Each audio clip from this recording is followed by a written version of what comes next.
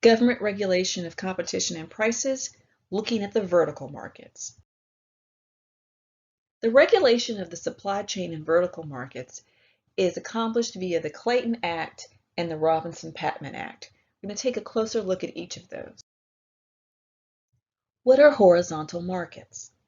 The horizontal market refers to the supply chain, the manufacturer, and the suppliers that feed up into his business. For instance, you could have Ford as your manufacturer.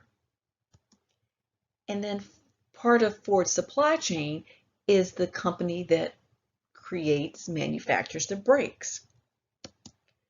Feeding into the brake manufacturer is the actual producer of the rubber that could be used in the manufacture of the brakes.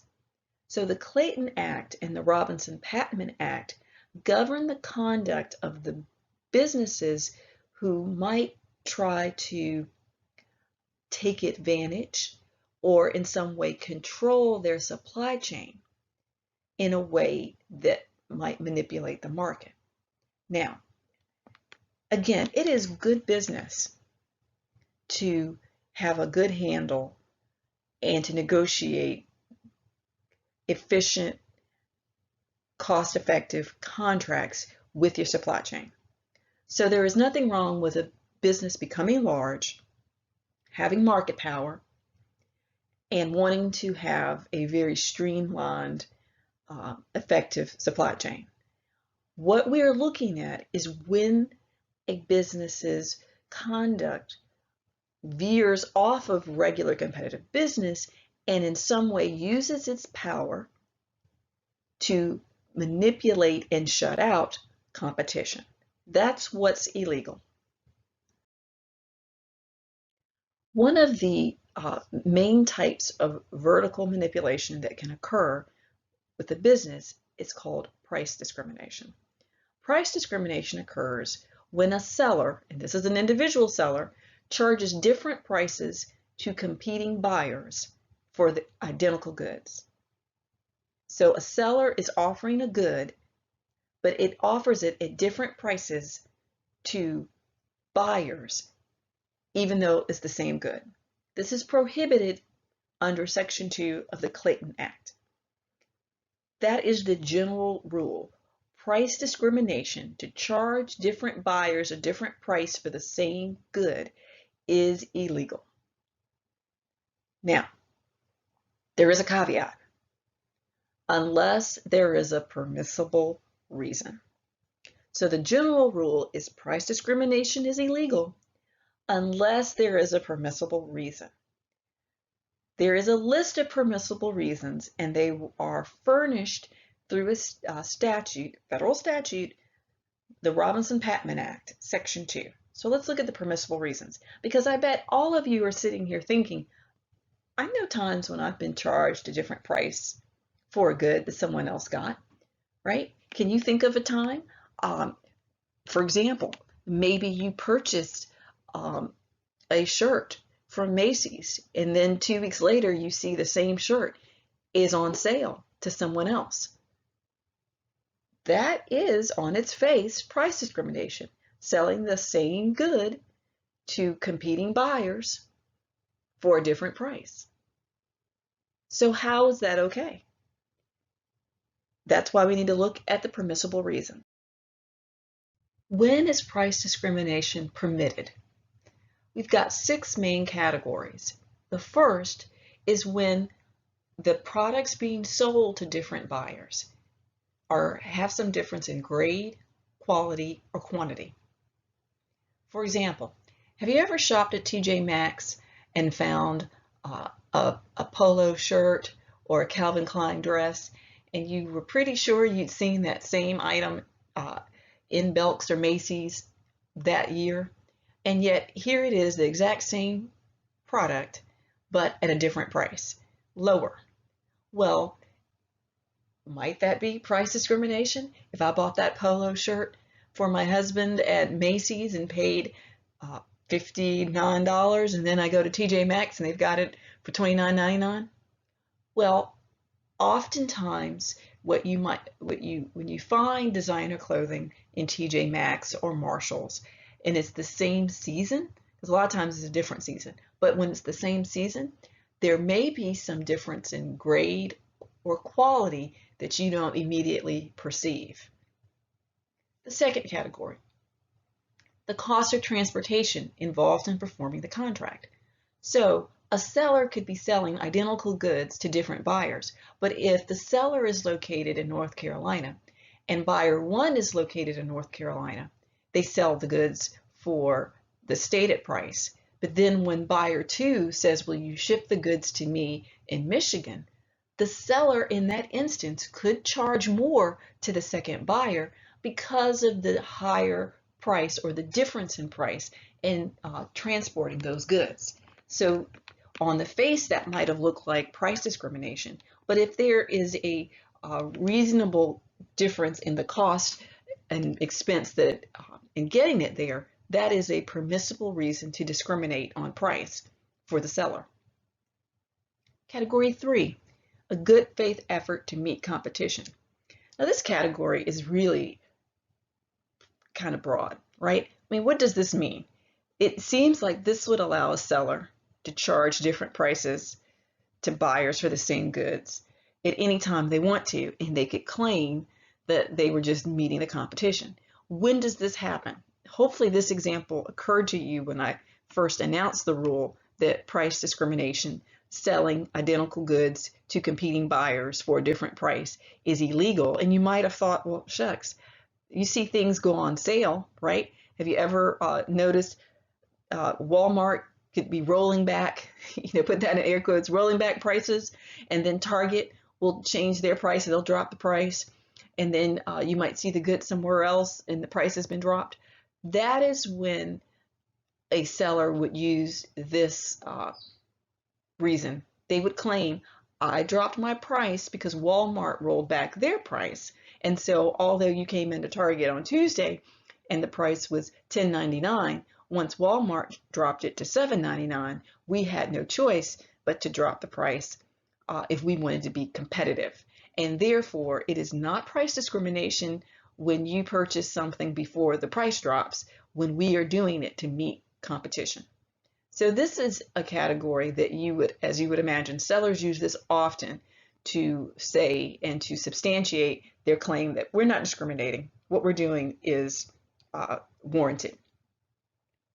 Category 4, differences in methods or quantities. The prime example of this would be a seller who was selling to a buyer and the buyer buys in bulk. Let's go back to our earlier example. We've got a seller in North Carolina. He's got a buyer in North Carolina and buyer two in Michigan. So the buyer in North Carolina, because they're local, maybe they only buy 10 cases of goods a month. But the buyer located in Michigan buys 100 cases of the seller's goods each month. So even though they are located farther away, the seller might reasonably decide, I'm going to give that buyer who's located in Michigan a better price because they buy so many of my goods. They're buying in bulk, and so they're getting lower prices. And you don't have to have the transportation element in play either. It could also be just for the people who are local. I'm sure you've been in stores where you saw that if you bought 10 or more, the price began to drop, or some other unit that the seller has set. That is a situation where different buyers are paying different prices for the same goods, but the buyer who purchases more gets a better price. That is a permissible type of price discrimination. Category 5, deterioration of the goods.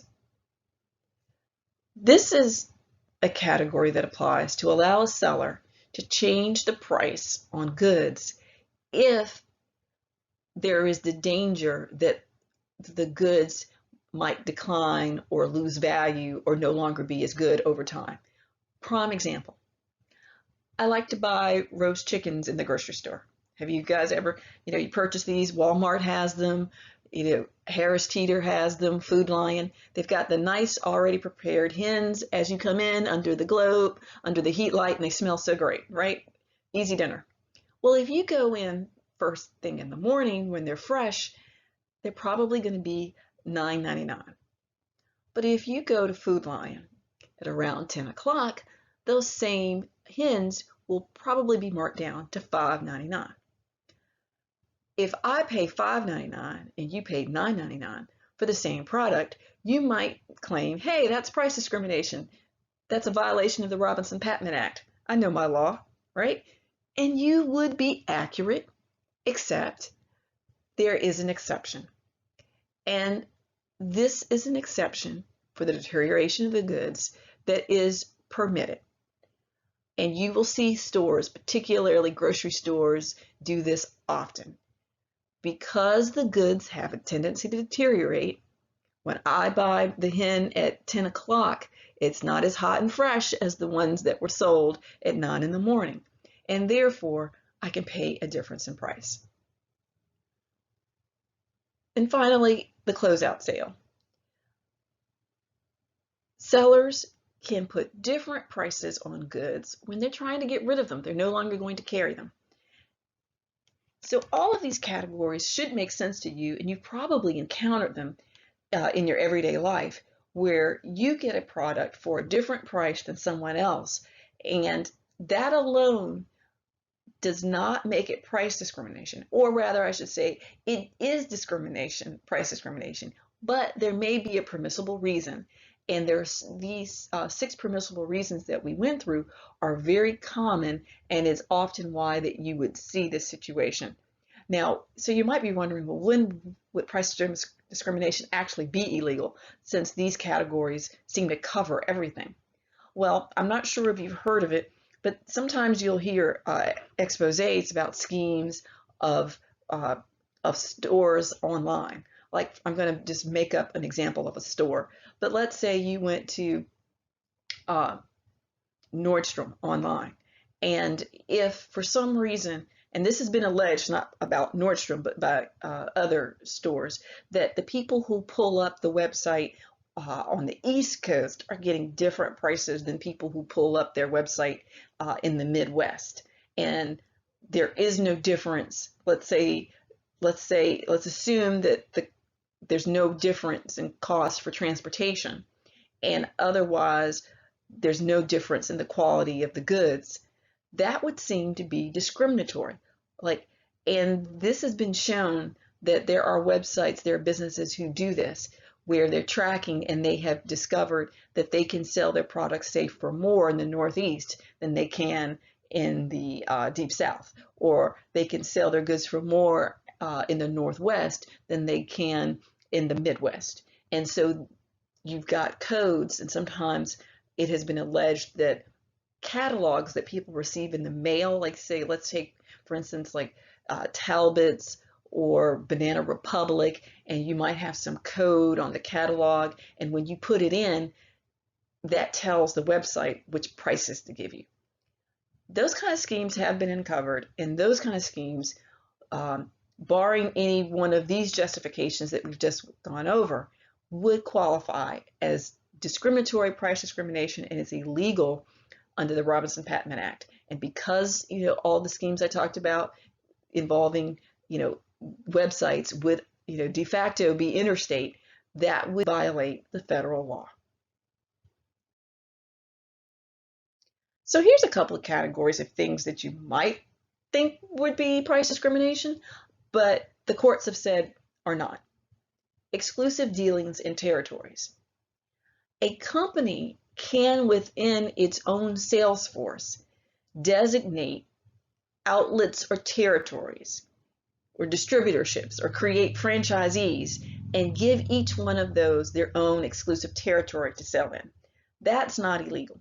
Now why is this? This is different than the example I gave you of competitors agreeing. Remember, I gave you the example of what if the 5 Aggie vendors each agreed to take a certain state. Each person would get the majority of the sales in a permitted state, and the others, they would rotate. That's illegal. If within your own company You decide to divide your market into segments, and you have a sales force, and you say account executive 1, you've got the states of North Carolina and South Carolina. Account executive 2, you've got Georgia and Florida. Account executive 3, you have Tennessee and West Virginia. You have divided up your market, but you've divided up your market within your own organization of the people that you plan to deploy there. You have not affected outside competition, so that's not illegal.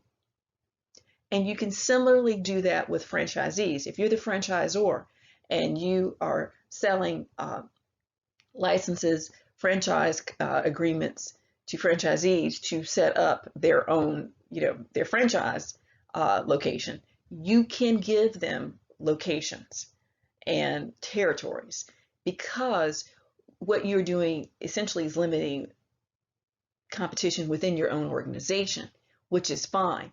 You're just not allowed to hamper competition externally. That would be illegal. Similarly, resale price maintenance. What does this mean? It sounds like it could be price discrimination, but it's not. This is when manufacturers require that its brand be sold at the same price everywhere.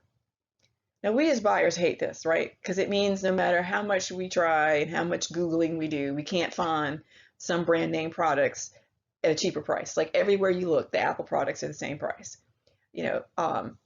And that's why manufacturers do this, is because they want to maintain a certain level of scale of price. And typically you see this in more expensive goods, more luxury items, where you just cannot find the goods, at least not sold new through a reputable licensed distributor, at any different price. They all have the same price. And you will also notice this if you guys shop at department stores, that, for instance, Macy's and Belk's will have sales, but sometimes, actually, often they will have a little exclusion. These sales do not apply to certain products, and then they'll list all the brand name products that anybody would actually want to buy. And those products are excluded from the sales.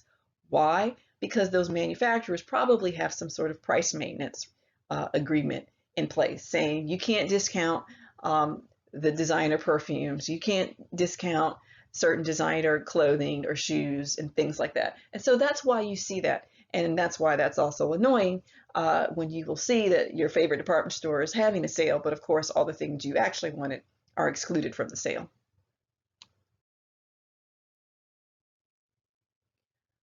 Let's look at the supply chain again. We started this section talking about how the federal law, through the Clayton Act and Robinson-Patman, also tries to make sure that we are not manipulating in a way that impacts competition through our supply chain.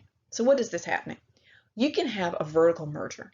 This occurs when firms decide to buy or merge with their suppliers. And it's they're doing it in order to essentially to create economies of scale and to reduce their prices, which is a good thing and it's not illegal. But sometimes when a larger company merges with companies in its supply chain, the impact is that it lessens overall competition. And when a company is trying to merge with a company that's in its supply chain, a feeder, for instance, we talked about Ford earlier. When Ford decides it's going to merge with its brake manufacturer,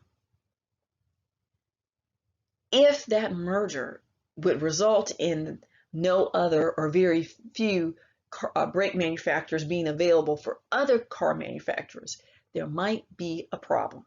Because if the merger enables a company to essentially get rid of competition and take away all of the inputs that other competitors would need to make their product, then what they're doing is manipulating the market in violation of this act. So those kind of mergers you have to apply for approval of them from the Federal Trade Commission.